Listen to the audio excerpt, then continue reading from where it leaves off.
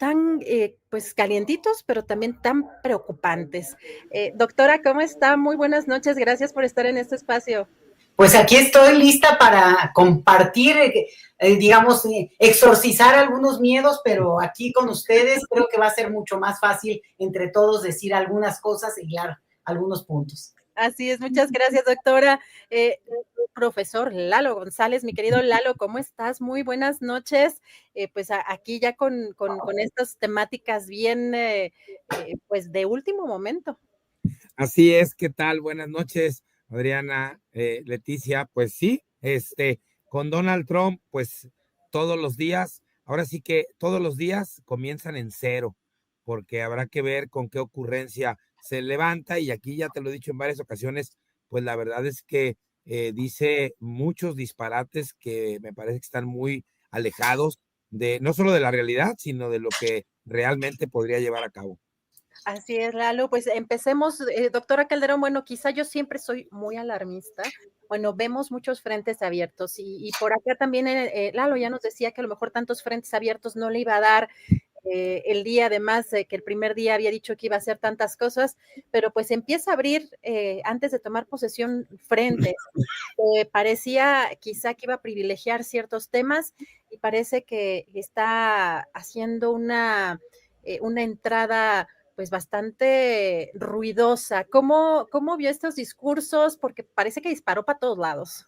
Mira, yo estoy francamente indignada, enojada, al nivel de furia, porque estamos viendo, digamos, el máximo deterioro de lo que es la política en términos de lo que por lo menos en teoría e idealmente se tendría que estar viendo, y es, digo, siempre hay dobles discursos y los intereses siempre están privilegiándose, pero priva el discurso de el bien común, el futuro de la humanidad, y vamos todos.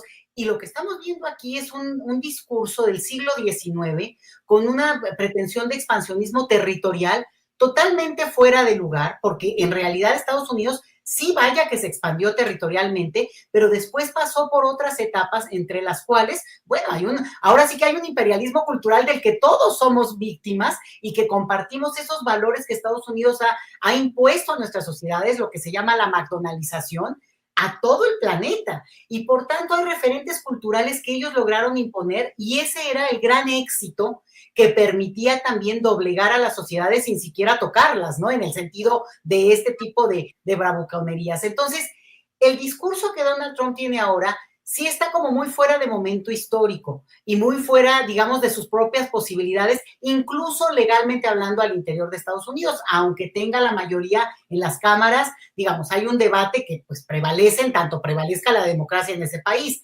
Entonces, de las cosas que a mí me parece que es importante es que también hay que, digamos, ubicando al personaje con su grupo, a veces tanto desdén por los otros, tanta bravuconería que le hemos conocido ya al estilo, pues también habla digamos, una preocupación, de un miedo frente a un escenario que está un escenario internacional muy lejos de lo que fue el inicio del siglo XXI, ¿eh?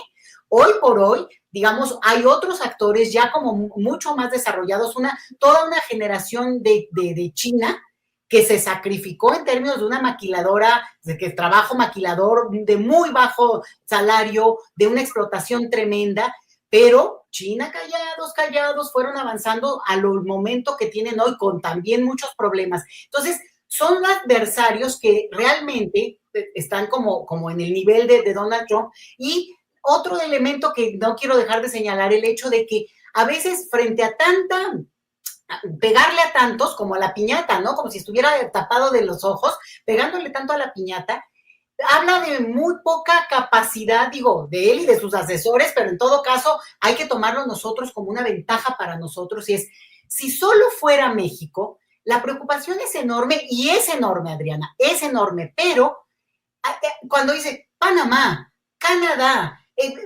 Groenlandia, pero que Groenlandia está atrás de Dinamarca, y Panamá es un presidente de derecha, vamos. O sea, ¿me entiendes? Aquí lo que tenemos es que es como una lógica del Monopoly, ¿no? Del juego, como que quiere jugar, y no se da cuenta que al final digamos, final del escenario, del tablero, lo que hace es que abre y unifica, porque ahora quien no quiera, digamos, apoyar a Canadá en el sentido de que, oye, ¿cómo los está amenazando? Con los debates internos que cada país también tiene. 15% de la población canadiense en una encuesta que salió hoy declara que sí querría sería el Estado 51. 15% también podrían caminando llegar a Estados Unidos y en algún momento hacerse residentes y luego ciudadanos estadounidenses. Vaya, hay ese otro mecanismo que a su vez niega Donald Trump, ¿no? Porque está negando lo de la migración. Entonces, sí es un escenario para mí muy preocupante en un discurso que al mismo tiempo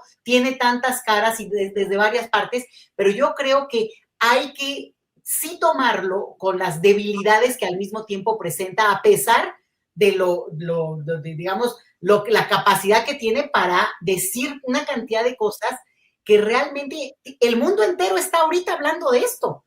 Y creo yo que en este punto nos ayuda este escenario que al final de cuentas lo debilita a él. Digo, por lo menos en el juego de espadas, ¿no? Claro, claro, gracias, doctora. Lalo, cerrando filas, ¿cuál es tu opinión sobre lo que hoy hemos visto por disparó para muchos lados? Bueno, pues primero lo que yo veo es una serie pues de alaraca al estilo Donald Trump, en donde su estrategia no solamente es esta bravuconada que ya le conocemos, sino también esta facilidad que tiene para desviar la atención de cosas mucho más importantes a las que voy a regresar ahorita en un momento. Eso es por un lado. Por otro, me parece que dentro de la alaraca que le escuchamos, pues a mí me queda muy claro que olvida, o por lo menos eso es lo que manifiesta, que ha olvidado, que el mundo, como bien lo mencionaba ahorita la maestra Leticia, pues ya cambió. Es decir, estoy recordando ahorita aquel 20 de diciembre de 1989, cuando Estados Unidos invadió Panamá para ir en busca de Noriega. Estamos hablando de hace 35 años. Si nosotros observamos el mundo que teníamos hace más de 3 décadas y el que tenemos ahora es diametralmente opuesto, por lo menos en el número y el calibre de fuerzas y actores políticos a nivel mundial.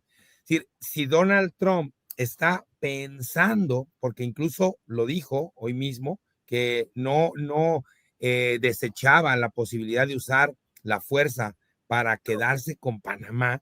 O sea, si él está viendo videos en donde los marines de Estados Unidos llegaban lanzados por helicópteros a la ciudad capital de Panamá en busca de Noriega, y lo quiere repetir, a mí me parece que hoy no hay condiciones para que eso se pueda hacer. Luego, por otro lado, también me parece que es importante tomar con su real dimensión lo que está diciendo. Es decir, suponer que un país que es territorialmente más grande que Estados Unidos se vuelva el Estado 51, ya de suyo es una verdadera locura. Luego, querer comprar Groenlandia a Dinamarca, pues ya la misma ministra Frederiksen le dijo, si es pasión que se te borre, no lo vendemos. Y luego querer ir por el canal de Panamá, y después, así como que antes de salir, dice, bueno, ¿y si le cambiamos el nombre al Golfo de México? Esa es una verdadera locura. Y también, pues solo hay que recordar cómo le llaman los ingleses Falkland a las Malvinas y cómo le llaman los argentinos. Es decir, si le quiere llamar el Golfo de América o el Golfo de Estados Unidos o el Golfo de Trump, pues me parece que dentro de toda la discusión y de lo que podría generarse con la presidencia de Donald Trump es lo menos importante, ¿sí? Entonces me parece que hay una serie de situaciones que nos plantea en estos discursos que dio durante las últimas horas, que lo único que hace es desviar la atención de algo muy, muy importante que tiene que ver, y paro aquí para que la maestra Leticia pues comente algunas cosas, de la ley que acaba de ser aprobada, el proyecto de ley en la Cámara Baja, Laken Riley, con el nombre de esta mujer que fue asesinada en Georgia por un migrante sin papeles, y que es una ley pues que aprobaron no solamente los republicanos, sino también los 47 demócratas. Una ley que va, digamos, ha establecido que cualquier migrante que sea detenido aún con una falta menor pueda ser deportado. Exactamente la misma práctica que se llevó a cabo durante muchísimos años en Arizona, en la cárcel de Maricopa, establecida por Joe Arpaio, en donde por pasarse una luz en rojo, el migrante era detenido y si no tenía papeles, de manera automática prácticamente era deportado. Esto sí me parece que es muy importante. Esta ley va a pasar al Senado. El proyecto seguramente será aprobado no solamente por republicanos, sino por demócratas. Y esto sí me parece más delicado. Yo escribía el día de ayer que a mí por lo menos me quedó muy claro que ayer que se ratifica el triunfo de Donald Trump, pues muchos, no solamente republicanos, desde luego, sino demócratas, se hicieron a la sombra del árbol. Es decir, ¿cuáles son sus designios para aprobarlos? Esto sí me parece importante y no, pues, los decires que viene a comentarnos sobre Groenlandia, Panamá, Canadá, etcétera, en donde también, como bien menciona la maestra Leticia, algunos canadienses dicen, sí, estaríamos gustosos de unirnos, bueno, pues hay que se unan junto con el Justin Trudeau ahí a Estados Unidos, y seguramente algunos de la derecha mexicana también estarán contentísimos de que fuésemos el estado número 52, pero eso me parece que no tiene ni pies ni cabeza. Gracias, Lalo. Doctora, ¿cómo ve esta postura? ¿Estamos perdiendo el foco? Yo no lo sobreestimaría tanto, ¿eh? No sé, Eduardo, para intercambiar un poquito más, porque realmente en los dichos están también las intenciones, ¿no? Muchos dicen blofea para después negociar, sí, pero hay una parte en la que dice, digamos, insensateces que ofenden, vamos.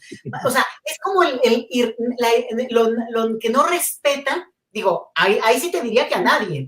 Es lo único que es lo bueno, que no es personal, ¿no? No lo podemos tomar personal porque lo estamos viendo en términos de otros países, pero sí hay un nivel de desplante que casi, yo te diría, bueno, no nos toca ver eso, pero podría ser esta cosa de cuando los imperios empiezan a hacer implosión, de repente lo que tienes es esto, este perfil de discurso, este perfil de grupos que sienten que, bueno, pues son dueños y pueden decir y manotearle y hablarle a quien sea de la manera como sea. Ahora que decía Eduardo, dice, lo de los nombres, bueno, para acabar pronto, nosotros le decimos al Río Bravo, y ellos le dicen Río Grande. Ellos no le dicen Río Bravo y nunca le quisieron, digamos, atenerse al nombre que es el nombre, ¿no? Pero creo que no es cualquier cosa, porque también en eso está la parte que tiene que ver con cómo tratan y cómo representan en su, digamos, discurso, en su cuestión simbólica a ese otro. Entonces, cuando Donald Trump dice, tú ahora que presentabas el resumen, dice, bueno, México está fatal, está tremendo, es una cosa horrorosa, y nosotros pues acabamos haciendo todo. Y entonces, pues casi es nuestro porque nosotros los mantenemos, ¿no? Como mantienen a Canadá, ahora mantienen a Panamá, o sea, ellos mantienen al mundo. Claro que es una payasada, es una bravuconería, lo que ustedes quieran, pero el discurso tiene adeptos en Estados Unidos, pero también tiene una resistencia muy fuerte. Y yo creo que también, y eso es el otro elemento importante, hay una sociedad estadounidense, un porcentaje de esa población, incluso de los que hayan votado por Donald Trump, que les parece un exceso esta apertura, digamos, de frentes, sobre todo porque, insisto, su nivel de desplante económico no lo podemos dudar. Es la economía que se ha impuesto en el último siglo, desde la Segunda Guerra Mundial, digamos, incluso antes, pero es realmente el país hegemónico frente a países que empiezan a posicionarse también de manera distinta sin tener todavía una cuestión de tú a tú, ¿no? Y yo ahí es donde creo que obviamente, y ahora presentaba Eduardo este tema de lo de migración, que para mí es sumamente delicado, sumamente grave, porque ahí sí es otro nivel digamos, de ataque ya más a las personas, más dirigido, pero desafortunadamente están en su derecho total. Lo otro es como una cuestión de debatir, de no calentarse, de tampoco, digo, nosotros podemos decir lo que queramos, y yo la verdad no sabes lo enojada que he estado todo el día, pero yo espero ver lo que nos ha mostrado la doctora Claudia Sheinbaum, serena, de así, ahora sí que serenos, morenos, ¿no? A ver, el señor ni siquiera todavía toma el poder, pero es interesante, ¿eh? Dice esto en el primer discurso cuando ya tiene la investidura, porque fue ayer 6 de enero, y cuando además él mismo ha declarado el día glorioso, la toma del Capitolio, ya se anuncia, y ese es un debate muy fuerte también en Estados Unidos, el hecho de que va a dejar en libertad a aquellos que participaron, y después de la investigación más extensa que ha habido en la historia de las investigaciones de cierto perfil en Estados Unidos, las personas que están detenidas, pues bueno, fueron rastreadas, ubicadas, todo esto de cámaras y es muy especializado y un proceso pues muy al estilo estadounidense, y él dice, yo los voy a liberar el día que tome el poder, como mi primer acto, ¿no? Y esto es muy grave para la propia democracia estadounidense. Realmente el hecho de que un personaje así sea y será el presidente de Estados Unidos por elección democrática de ellos mismos, pues habla fatal de ese país. Lo que sí te digo es que se cayó el mito. El país que transitaba sin violencia y sin gritos y alaridos y que le daba la estafeta al otro, se acabó hace 5 años. El país que al final de cuentas tenía esta capacidad de negociar y el equilibrio de poderes, y bueno, ¿dónde está? Había una preocupación muy grande de que Donald Trump, si no estaba tan favorable como al final le quedó el resultado, íbamos a ver un proceso alargadísimo, pataleando él y todavía contando hasta el último segundo. O sea, sabíamos que venía algo muy delicado. Digo, lo que pasa es que ganó de una manera muy contundente y por eso se quedó tan tranquilo. Pero si no, ya anunciaba ya y lo sabíamos. Entonces, el escenario en Estados Unidos también es muy decadente. Ahí lo que estamos viendo ya es la propia sociedad estadounidense cuestionando qué sistema tienen. No porque privilegien otro que puedan decir, porque también tienen como esta cosa muy macartista, ¿no? De la onda de Rusia y de que, espérame, ni Rusia existía, pues, para entonces. O sea, esta cosa que siguen creyendo que Putin es marxista, digo, o sea, no saben ni leer, pues. Y no sé si ustedes vieron, nada más cierro con esto, esta cosa de que les hacen preguntas a jóvenes en California sobre si tendrían Estados Unidos que eventualmente invadir o entrar en confrontación con Corea del Norte. Y ellos dicen que sí. Les ponen un mapa y les dicen, a ver, ¿dónde está Corea del Norte? Sí. Bueno, no, bueno, obviamente lo editan para que no atiene ninguno, ¿verdad? O sea, de los 20 que ponen ahí, el detalle es que es muy probable que no sepan dónde está Panamá, no puedan ubicar, deja tu Canadá, alguna ciudad de Canadá, porque Canadá, como bien decía Eduardo, es enorme. Y ojo con esto, que también son países, lo mismo que Groenlandia, lo mismo en Canadá, hay ímpetus independentistas muy potentes desde hace tiempo. Entonces, de repente, a ver si no lo que vemos es que nos va a fortalecer en un discurso de soberanía, de independencia de aquellos grupos donde hay, ¿no? Estos espíritus, Torón, Quebec, que es una de estas provincias que tiene ya algún referéndum que no ganaron, pero a nada estuvieron. Entonces, ojo, podemos estar viendo cambios muy profundos y que empiecen a lanzar a estos países a otras economías en crecimiento, en potencia, porque pues obviamente no nos vamos a quedar tampoco con las manos cruzadas, ¿verdad? Claro, híjole, gracias, doctora. Lalo, vemos pues que ha abierto muchos frentes. Mencionabas hace unos días que quizá no, pues no podría abarcar tanto.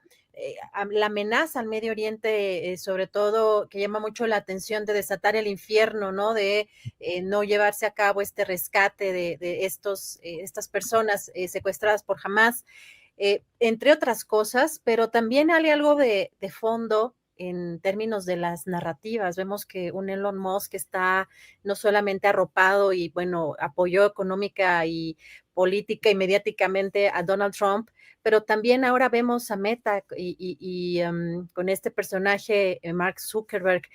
¿Ves que haya con esto esta batalla cultural que también el propio Donald Trump ha buscado reforzar y que venga una nueva etapa global en las narrativas y en la información, Lalo? Fíjate que a mí me parece que sin dejar de lado, desde luego, la importancia del personaje, me parece que hay mucha más mercadotecnia que sustancia, no solo en lo que dice, sino en lo que propone y cómo lo hace, etcétera, como para convertirse en lo que él quisiera, una especie de faro de la derecha internacional. A mí me parece que no tiene los tamaños, los arrestos para convertirse en esto. Y sí veo que dentro de todos los frentes que está abriendo, creo que el más importante y que también debería de echarle un ojo a la historia estadounidense es el frente doméstico, producto de los frentes internacionales que a varios presidentes en el poder les ha costado o mantenerse o terminar correctamente, ¿no? Dentro de la lógica norteamericana. Aquí hablábamos apenas la semana pasada, Adriana, de Carter. A mí me queda muy claro que el impacto doméstico que van a tener las decisiones buenas y malas, acertadas y no de Carter en Panamá, en Medio Oriente, en Afganistán, etcétera, fueron lo que finalmente hicieron que fuera una derrota estrepitosa, como no se había visto en la historia de unas elecciones norteamericanas. Y comento esto porque a mí me parece que estos frentes que está abriendo Donald Trump van a tener al menos 3 procesos que yo veo ya en puerta, que va a tener que sortear al interior y que probablemente va a hacer que su atención hacia algunas cosas en el mundo pues tiendan a disminuirse. El primero es el asunto de la economía. Si bien es cierto que en los últimos años la economía norteamericana se ha visto más bien, pues creciendo a un ritmo lento pero constante, y ya no es esta economía vapuleada que tuvimos hace algunos años. Me parece que abrir tantos frentes va a tener un impacto en la economía local que le puede traer serios problemas. El segundo asunto es que también lo que yo veo es a un partido demócrata sin muchos faros. Esto puede ser favorable si los republicanos y Donald Trump, la extrema derecha, los logra, digamos, encandilar para que sigan sus pasos. Pero también se puede volver un problema político muy serio si este partido demócrata y algunos liderazgos que tiene se convierte en un monstruo de varias cabezas, que la misma gente que acompaña a Donald Trump no pueda ni siquiera atenderlos. Y el tercer elemento es esta lucha que ha abierto también contra las llamadas ciudades santuario. Los Ángeles, Nueva York, Chicago, que ya se han manifestado abiertamente en contra de ayudarle al gobierno federal a llevar a cabo redadas y deportaciones masivas. No estamos hablando de ciudades pequeñas. En las ciudades santuario en Estados Unidos, estas ciudades que se caracterizan por proteger a los migrantes, vive una población de aproximadamente 100 millones de estadounidenses. Entonces, no es un asunto menor el que también su zar de la frontera salga y enfrente discursivamente a las autoridades de Chicago o de Los Ángeles. O sea, a mí, porque no quieren colaborar en este proyecto antimigrante. O sea, a mí me parece que más allá de los problemas que puede enfrentar al exterior, creo que abrir tantos frentes fuera de Estados Unidos va a tener una repercusión directa en la política interna norteamericana que le puede costar muy caro, no solamente a Donald Trump, que como quiera que sea, solo estará 4 años, sino al Partido Republicano. Gracias, Lalo. Híjole, pues hay, creo que muchas cosas de aquí en adelante para seguir platicando. Si quieren un comentario final, la doctora Leticia, pues muchísimas gracias. Algo para cerrar, alguna reflexión. Seguiremos platicando de esto, por supuesto. Yo creo que toca y yo creo que es muy obvio cerrar filas frente al liderazgo en nuestro país. Afortunadamente tenemos un escenario muy benéfico en ese sentido, porque pasó nuestro proceso electoral, hay toda una serie de elementos que, digo, sobra repetirlos acá, y que en ese sentido incluso la alta aceptación que tiene la doctora Sheinbaum ayuda a que las voces disidentes tendrán sus razones y lo que sea, y también tienen la vía de la Green Card y de la ciudadanía en Estados Unidos sin problema, adelante, be my guest, ¿no? Que le lleguen, no hay problema, no se necesitan, digamos, no se trata de eso, de que tengan que estar a fuerza en un país en el que no quieren estar, pero creo que eso sí ayuda, y que en ese escenario mi petición a la autoridad máxima de nuestro país, y nos vemos el domingo, es a que haya mucha claridad en el mensaje. Si México va a recibir a las personas mexicanas que regresan al país y nos indican cómo y hacia dónde, vamos a ir y a estar ahí, sobre todo quienes trabajamos con esos temas. Eduardo lo conoce también muy bien y estamos en esa línea. Pero si se nos dice otra información, también tiene que ser muy clara, y sobre todo creo que es un momento en el que se pueden generar, fíjate la paradoja, los grandes nuevos discursos de este momento mexicano del siglo XXI, las grandes narrativas, los momentos épicos que nos alimenten en términos de la historia contemporánea, los grandes héroes que van a surgir en este contexto. Yo creo que le puede hasta acabar ayudando a la doctora Sheinbaum al proyecto político que está hoy en el poder, pero eso no quiere decir que la situación ni está fácil, ni lo tomemos tan de parabucón solamente, ni el loquito, no, porque va a haber mucho golpeteo, mucha amenaza, que eso sí desgasta, y ahí los mercados pues son absolutamente, digamos, cambiantes, y van por su propio beneficio, el empresariado lo mismo, los capitales golondrinos, pues sabemos muy bien que ven por su propio interés. Entonces, es un escenario en el que hay que cerrar filas, y eso es lo que yo diría, Adriana. Feliz año, gracias por la invitación, y que bueno, igualmente Eduardo. Gracias, feliz año también, doctora. Y Lalo, ¿con qué te gustaría cerrar?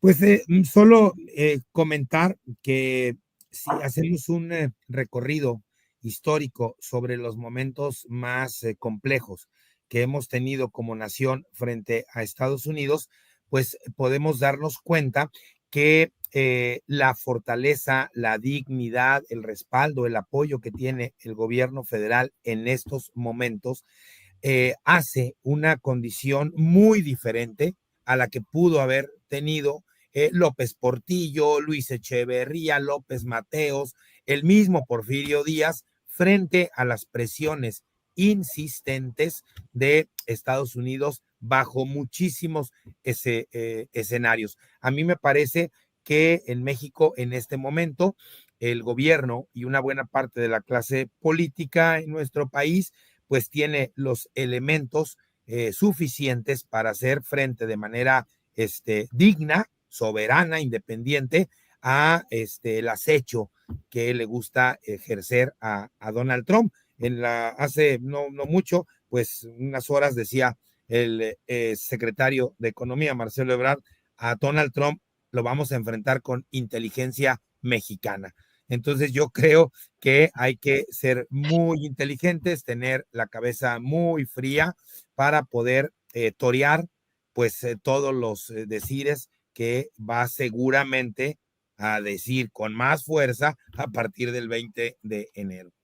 Pues muchas gracias, Lalo. Feliz año también para ti. Igualmente. Y vamos a estar pendientes de los 100 días de la presidenta Claudia Sheinbaum precisamente el domingo. Creo que ahí mostrará también un músculo, y que creo que es algo de lo que respeta Donald Trump. Yo veo que eso fue lo que también sucedió con López Obrador, que frente al apoyo popular pues masivo, pues también tenía que cuadrarse de alguna manera Donald Trump.